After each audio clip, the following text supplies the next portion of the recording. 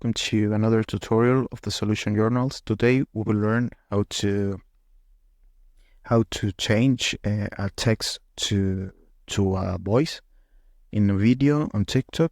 So this is an option in the app of TikTok, and we need to go to the option of our TikTok in our app, and we need to here in the option of profile, we need to pick here in that option.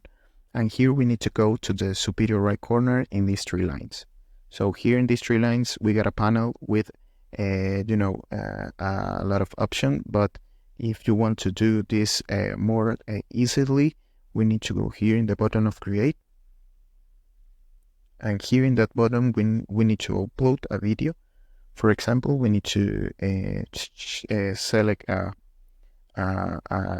video, and we can go to that video here, and we need to pick here next.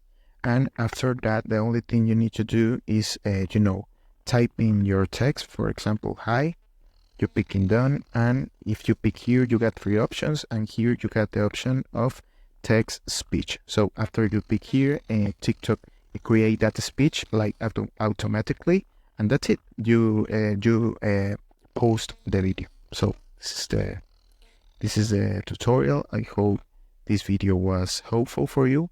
Follow us for more content like this.